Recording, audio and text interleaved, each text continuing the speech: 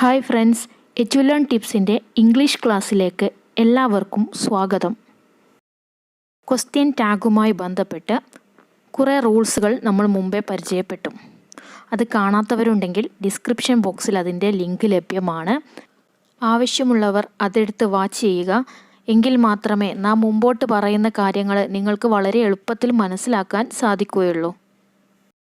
Question ടാഗിൻ്റെ 3 റൂൾസാണ് നമ്മൾ ഇതുവരെ discuss ചെയ്തത്. ഇനി 4ാമത്തെ റൂളിലേക്ക് പോവാം. ഈ ഒരു റൂള് പല PSC എക്സാമുകളിലും ചോദിച്ചിട്ടുണ്ട്.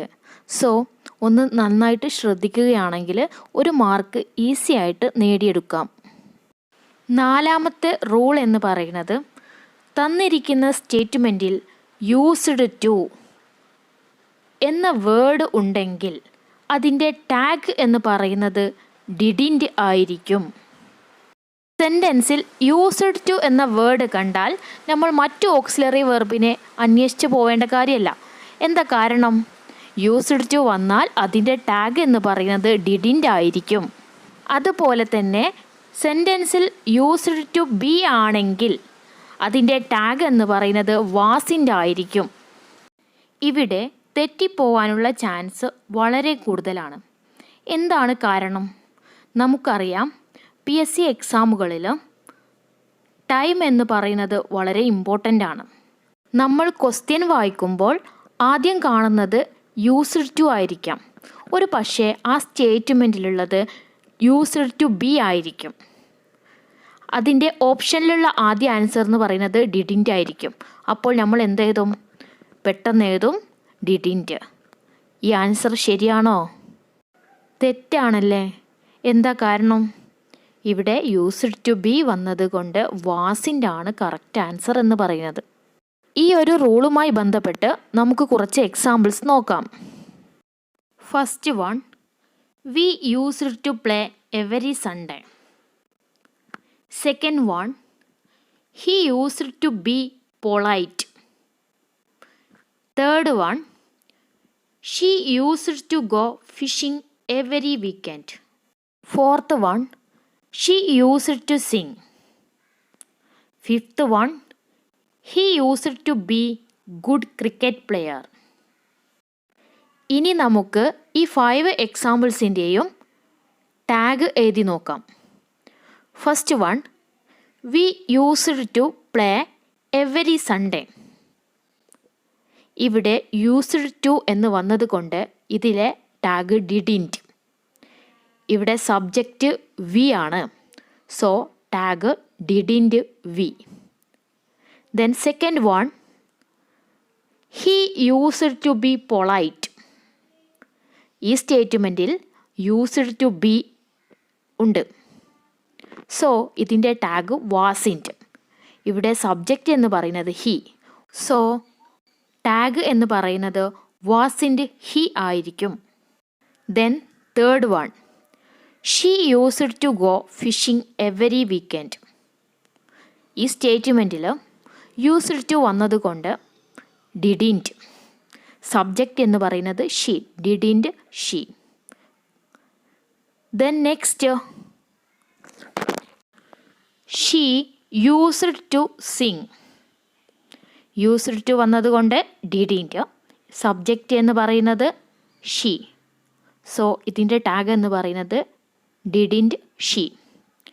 Next last one, he used to be good cricket player. ഈ സ്റ്റേറ്റ്മെൻറ്റിൽ യൂസ്ഡ് ടു ബി എന്ന് വന്നതുകൊണ്ട് വാസിൻറ്റ്. ഇതിലെ സബ്ജക്റ്റ് എന്ന് പറയുന്നത് ഹി. സോ ടാഗ് എന്ന് പറയുന്നത് വാസിൻറ്റ് ഹി. ഇനി 5ാമത്തെ റൂൾ എന്ന് പറയുന്നത് വളരെ ഇമ്പോർട്ടൻ്റ് ആയിട്ടുള്ള ഒരു റൂളാണ്. തെറ്റിപ്പോവാൻ വളരെയധികം ചാൻസ് ഉള്ള ഒരു റൂള് കൂടിയാണിത്. ഈ ഒരു റൂളുമായി ബന്ധപ്പെട്ട് PSC പലതവണ ക്വസ്റ്റ്യൻ ചോദിച്ചിട്ടുണ്ട്. 5ാമത്തെ റൂള് കുറച്ച് എക്സാമ്പിൾസിലൂടെ നമുക്ക് ഡിസ്കസ് ചെയ്യാം. First one, nobody treats me well. Second one, everyone has come. Third one, everyone was glad. Fourth one, every adult has the right to marry. Fifth one, nobody knows how to operate. ഇനി നമുക്ക് ഇതിൻ്റെ tag എഴുതി നോക്കാം. First one, nobody treats me well. ഈ സെൻറ്റൻസിൽ auxiliary verb തന്നിട്ടില്ല. So വെർബിനെ split ചെയ്യണം. ഇവിടെ വെർബ് എന്ന് പറയുന്നത് ട്രീറ്റ്സ്. ദെൻ ഈ സ്റ്റേറ്റ്മെൻറ്റ് പോസിറ്റീവാണോ നെഗറ്റീവാണോ?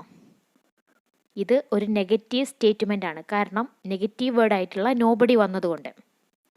ദെൻ സബ്ജക്റ്റ് എന്ന് പറയുന്നത് നോബഡിയുടെ പ്രോനൗൺ ദേ എന്നായിരിക്കും. അപ്പോൾ സാധാരണ നമ്മൾ എന്ത് എഴുതും? ഡസ് ദേ എന്ന് എഴുതും. പക്ഷേ ആ ഒരു ആൻസർ എന്ന് പറയുന്നത് തെറ്റാണ്. എന്താ കാരണം? ഇവിടെ നോബഡി എന്നുള്ളത് പ്ലൂരലാണ്. സോ ഓക്സിലിയറി വെർബും പ്ലൂരലായിരിക്കണം. അപ്പോൾ ഡസിൻ്റെ പ്ലൂരൽ എന്ന് പറയുന്നത് ഡു ആണ്.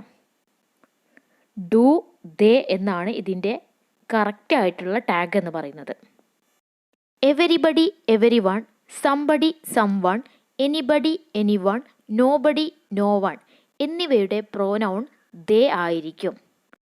അപ്പോൾ അതിൻ്റെ ഓക്സിലിയറി വെർബും പ്ലൂരലായിരിക്കണം.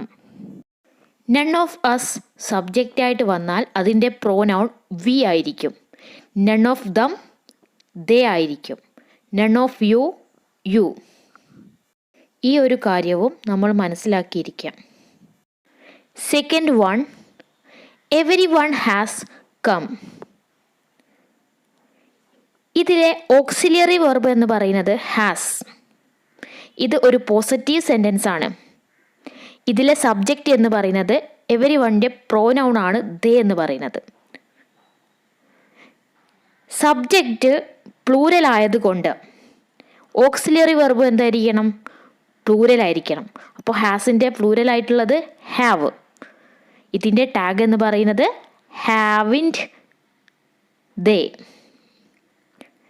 Next third one, every one was glide.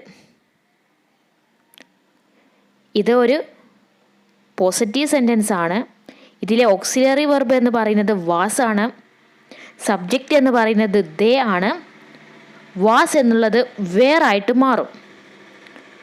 വേറിൻഡ് they. Next, every adult has the right to marry. ഇവിടെ ഓക്സിലിയറി വെർബ് എന്ന് പറയുന്നത് ഹാസ്. ഇത് ഒരു പോസിറ്റീവ് സെൻറ്റൻസ് ആണ്. ഇവിടുത്തെ സബ്ജക്റ്റ് എന്ന് പറയുന്നത് ദേ ആണ്. അപ്പോൾ ഹാസ് എന്ന് പറയുന്നതിൻ്റെ പ്ലൂരലാണ് have. Haven't they. Then last one, nobody knows how to operate. ഇവിടെ ഓക്സിലിയറി വെർബ് തന്നിട്ടില്ല. സോ വെർബിനെ സ്പ്ലിറ്റ് ചെയ്യുമ്പം ഡസ് കിട്ടും. ഇത് ഒരു നെഗറ്റീവ് സെൻറ്റൻസ് ആണ്. നോബഡി എന്നുള്ളതിൻ്റെ പ്രോനൗൺ എന്ന് പറയുന്നത് ദേ ആണ്. അപ്പോൾ നമ്മൾ എന്താക്കും? ഡസ് ദേ എന്ന് എഴുതാൻ തോന്നും. പക്ഷെ അങ്ങനെ എഴുതാൻ പാടില്ല. സബ്ജക്റ്റ് പ്ലൂരൽ ആയതുകൊണ്ട് ഓക്സിലിയറി വെർബും പ്ലൂരലായിരിക്കണം. അപ്പോൾ ഡു. ഇതിൻ്റെ ടാഗ് എന്ന് പറയുന്നത് ഡു ദേ. അപ്പോൾ ക്വസ്റ്റ്യൻ ടാഗിൻ്റെ 4-മത്തെയും 5-മത്തെയും റൂള് വളരെ വിശദമായിട്ട് നമ്മളിവിടെ ഡിസ്കസ് ചെയ്ത് കഴിഞ്ഞു. എല്ലാവർക്കും മനസ്സിലായെന്ന് കരുതുന്നു. പിന്നെ നമ്മുടെ ചാനലിന് ഒരു ഹാപ്പി ന്യൂസ് ഉണ്ട്. 100 സബ്സ്ക്രൈബേഴ്സ് കഴിഞ്ഞിട്ടുണ്ട്. ഇതുവരെ സപ്പോർട്ട് ചെയ്തിട്ടുള്ള എല്ലാവർക്കും താങ്ക്സ്. ഇനി മുമ്പോട്ടും നിങ്ങളുടെ സഹകരണം ആവശ്യമാണ്.